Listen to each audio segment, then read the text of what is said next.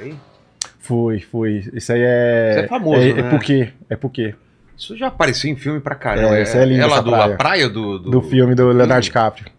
Cara, você vai lá, deve estar cheião. E é dessa forma mesmo, tá? É igualzinho, igualzinho que tá aí. Mas não é lotado? É vazio assim? Não pode mais mergulhar nessa parte mais. Não pode? Não, só pode tirar foto aí. Você já entra até a perna só, onde cobre ali a água. Mas é clarinho assim? É clarinho. É muito lindo lá. Muito, muito lindo. Cara, você deve ter visto umas coisas muito loucas, né? Sim, cara. Olha, saindo daí, do Sudeste Asiático, eu fiz todo o Sudeste Asiático primeiro, né? Eu fiz Camboja, Vietnã pra mim... Vietnã falam que é lindo, né, cara? Ele é lindo e pra mim é uma das melhores culinárias do mundo, tá? Sério? De comida é bom lá? Cara, eu me lembro que quando eu cheguei lá, eu encontrei um amigo meu, um brasileiro, o Jairo Lins. E eu mesmo que eu cheguei com aquela vontade, cheguei cedinho, vontade de tomar aquele café, comer um pãozinho e tal. Ele pegou, vamos tomar café. Ele já estava lá me esperando. E aí a gente foi tomar café. Aí quando a gente chega no restaurante, ele falou assim, ó, vamos comer aqui. E era uma sopa com uns negócios dentro. Eu falei, meu irmão, pelo amor de Deus, é 7 horas da manhã, eu preciso tomar um cafezinho. Ele, irmão, acredita em mim. Experimenta isso aqui. Eu falei, irmão, por favor, eu preciso de um café, velho. Foram 14 horas de viagem até eu chegar aqui, eu preciso de um café. Ele, come, por favor. Cara, eu comi uma sopa com as almôndegas dentro, com um macarrão de arroz, com as verduras. Pra mim, muito bom, muito bom. Pra mim é uma das melhores comidas que eu comi. Tanto que eu comi durante 2 dias, no café, no almoço e na janta. Os 2 dias. E lá é de boa, de segurança, assim, pra viajar? Totalmente. É mesmo? O Sudeste Asiático, ele é uma região muito segura pra viajar, muito. Você não precisa ficar se preocupando com questão de roubo de celular, de alguém te sequestrar, não. O Sudeste Asiático, eu arrisco dizer que foi um dos lugares mais seguros do mundo que eu visitei, tá? Seguro. É porque tem tudo a questão da religião também, sabe? Do pessoal, os budistas e tal, tem muito. E alguns países também são muito rigorosos. Então, se pegar tu mijando fora do pinico ali, roubando um celular de alguém, fazendo alguma coisa, as penas são sério, né? bem graves, sabe? Eles pegam pesado nas penas. Aí você fez então o Sudeste Asiático e depois? Isso, depois o Sudeste Asiático. Eu fui pra África. Primeiro eu fui pra... fiz uma parte da Oceania que foi Palau. Palau é o único lugar do mundo que você pode nadar com água-vivas. Foi um lugar surreal também. Lindo. Mas não queima essas águas-vivas? Não queima, você pode entrar e as águas-vivas vão passando assim, ó, você nadando e elas vão passando, você pode pegar nelas dentro da água assim. Porque na Praia Grande também tem a mesma sensação, só que é com saco plástico de lixo que fica boiando lá, fica passando na sua cabeça, assim, umas merda boiando, né? Tu já foi pra Praia Grande lá? Já fui. Pegar micose é o melhor lugar, né? Facinho lá, facinho.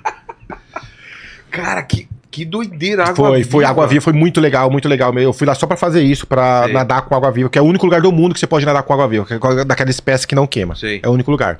E depois eu passei em Tonga também. Tonga é o único lugar do mundo que você pode nadar com Free Willy. Sabe o Free Willy, a baleia? Aquela baleia também? Tem lá e você pode nadar só lá em Tonga. Então foi umas experiências assim incríveis em alguns países. Aí saindo de lá, eu fui para a África. O continente africano, eu dividi ele em 3 partes. Mas você não aproveitou e foi pra Austrália, Nova Zelândia? Não, eu fiz isso agora no final, porque eu deixei estrategicamente, por causa de preço. Eu tava começando a viagem quando eu fui para o Sudeste Asiático, tanto que eu escolhi lá por 3 motivos, o Sudeste Asiático. Primeiro, pelo preço, então eu tava começando a viajar, tava com pouquíssima grana. Segundo, pra questão do inglês, eu tinha pouco inglês, eu fui viajar quase sem inglês, eu comecei a viajar. E terceiro, pela dificuldade, que até respondendo a tua pergunta, normalmente a galera começa a viajar, elas começam ou pela Europa ou pela pela América do Sul, porque tá mais próximo do Brasil, claro. O idioma e tal. Aí eu falei, eu quero começar pelo mais difícil, porque eu começando pelo difícil, a questão do idioma e o preço também, vou gastar pouco, eu vou pro Sudeste Asiático. Aí por isso que eu escolhi começar por lá. Entendi. E aí depois, então, você sai de lá e vai pra... Aí eu fui pro continente africano, que eu dividi em 3 partes. Então são 54 países, eu dividi os 54... Caramba, 54 países. São 54. Eu dividi em 3 partes porque é um continente muito caro. Muito caro. Tem a questão da falta de estrutura. Então, essa questão da falta de estrutura, ela deixa a viagem mais cansativa. Então, por exemplo, eu fiz uma viagem de Senegal para o Mali. Foram 32 horas de ônibus. 32 horas. sabe? Então, ônibus bem precário, uma viagem cansativa, então a falta de estrutura, a falta de banheiro, a falta de restaurante. Então, devido a essa falta de estrutura e até a questão da segurança também, alguns países para viajar é um pouco mais complicado, são países que estão em conflito. Então, devido a todo esse contexto, eu dividi a África em 3 partes. Aí eu fiz a primeira parte, que era mais tranquilo, que eu fiz... Coloca o mapa da África pra gente. Eu fiz o leste da África. Isso daí é nadando com Aí água nas águas viva? vivas. É isso aí, ó. É assim, em Palau. Mas não é você aí não, né? Não, ainda eu percebi. não. Parece a Mari, né, cara? Parece minha mulher, hein? Que legal, É lindo, velho. muito lindo, muito Cara, lindo. deve ser uma experiência muito louca. Parece É legal. que você tá no... E é só lá, tá? É só desse lugar que você consegue... Parece que você... Né? Parece que é uma viagem de ácido, né, velho? Imagina. O cara entra numa... Se o cara fumar e entrar num negócio desse, deve ser o... Não que já tenha feito alguma coisa parecida, mas... Mas a gente fazer um sucaça fazendo isso, não? Olha que legal, cara. Bacana. E aí, coloca o mapa da África pra gente entender, então, essa divisão em 3 partes aí que ele fez. Isso, eu dividi ela em 3 partes. Daí eu fiz... E pra se movimentar lá dentro, como você fazia? Então, eu fiz muito, principalmente essa costa leste, eu fiz muito de ônibus. Muito ônibus. E de boa? É, Ou aqueles eu- ônibus precários? Não, precário. Cheião. Assim, Velho. os ônibus ele tem capacidade para 30 pessoas e a gente andava em 50. Nossa. Porque, assim, normalmente um ônibus, vai pegar o ônibus, ele tem 2 bancos para 2 pessoas. Lá eram 2 bancos para 3 pessoas. Tá. Você sempre dividia em 3. Então, e aí, tipo, era interessante porque tinha as paradas que a gente chama de banheiro Inca, que é no meio do mato. Sei. Aí parou lá rapidinho, desce pra ir no banheiro. Você tem 5 minutos, homem, mulher, todo mundo, Sério? criança, faz xixi. Se você passou do tempo que o motorista achou que foi o suficiente e você tá lá ainda, se você tá Vai fazendo o embora. número 2, tá com dor de barriga, tu fica lá. E ele deixava lá. Deixa ele, mesmo? ele deixava. Mas faz no mato? É, no mato, assim, ó. Meu, o pessoal vai lá abaixar na hora, assim, vai, Um pega, vendo o joga uma outro, assim. aguinha. Na janela, fica sentado, você puxa até. Era até engraçado. Olha lá o mapa. Mas eu comecei por essa costa aqui, ó. Sudão. Eu vi lá de cima, Egito, eu vi descendo. Tá, Egito, Sudão do Sul, Etiópia, Somália. Quênia, Somália, vim descendo Uganda. até Tanzânia. Qual Tanzânia o eu país parei. mais pobre desses que você passou? Você viu mais pobreza, assim? Cara, Burundi, ele é considerado o país mais pobre, o país mais pobre do mundo. Cadê É Burundi? Burundi tá bem pequenininho, olha, em cima da Tanzânia, do lado de Uganda, Quênia, bem pequenininho ali, ó. Ruanda, tá Entendi, vendo? Tô vendo. É bem pequenininho.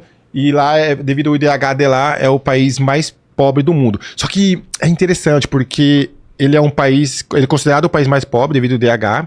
Mas eu cheguei lá, se você vê uns lugares que eu visitei, algumas praias, alguns beach clubs, você fala, cara, esse não é o país mais pobre, não. O que tá acontecendo aí? Eu mesmo fiz essa pergunta. E aí, andando pelo país, eu passei 5 ou 6 dias lá, eu identifiquei o porquê que é o país mais pobre do mundo, que era devido à corrupção. Lá você andava a cada 500 metros, a polícia parava o motorista e automaticamente o cara já dava tipo R$1, R$2, era pouca coisa, mas é automático. Eu falei, mas por que toda hora que tu fica dando dinheiro pro policial? E cara, senão ele vai me multar. Eu falei, como assim? Ele vai falar que eu tava correndo muito rápido, ou meu semáforo tava queimado, mas não tá. Ele falou, pois é. Mas mesmo assim tem que pagar. Então eu entendi que é uma corrupção muito estrutural. Entendi. Sabe, as pessoas já aceitam já, pra eles são normal você ficar dando dinheiro. E acho que essa situação leva a Burundi a ser um dos países mais pobres do mundo. Entendi. Aí depois... Aí eu fui descendo. O Quênia tem uma história legal legal não, né? Que no dia foi muito preocupante. Foi o único dia, em 780 dias, que eu falei o que eu tô fazendo da minha vida. Foi o único lugar. Por quê? Foi quando eu saí da Etiópia pro Quênia. Quando eu comecei a atravessar essa fronteira, eram 12 horas de viagem de ônibus, um ônibus bem precário. Eu me lembro que eram quase 2 horas da manhã, a gente já tinha atravessado a fronteira, já tava no Quênia, do lado do Quênia, saído da Etiópia. Um único policial, parou o ônibus 2 horas da manhã, bem no deserto. E ele parou o ônibus, pediu para todo mundo descer do ônibus, e ele falou assim, ó, quem é etíope ou queniano, espera atrás da cancela lá perto do ônibus. Quem é turista fica aqui. Ficou eu, mais um brasileiro, o Rafa, que tá viajando comigo, e mais 2 árabes que tinha lá.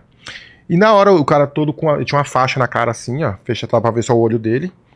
Ele pegou uma arma, levantou a arma dele assim e falou assim, ok, agora eu vou tirar uma foto de vocês. Apontando pra você? Apontando pra nós 4. Tá. Foi assim, agora eu vou tirar uma foto de vocês. Isso 2 horas da manhã no meio do deserto no Quênia.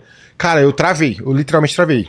Ele tava assim, ó, os 2 árabes e o brasileiro, e eu aqui e ele aqui, mais ou menos assim. E aí ele mandou fazer linha reta. Ele falou, fica linha reta. Só que minha perna travou. Ela literalmente travou. Eu não conseguia ficar do lado dos meninos aqui. Cara, você ficou... Travou, fiquei com muito medo, travou. E os meninos me chamavam, Robson, vem pra cá, Robson, vem pra cá. E minha perna travava. Eu, tipo, falando, não consigo.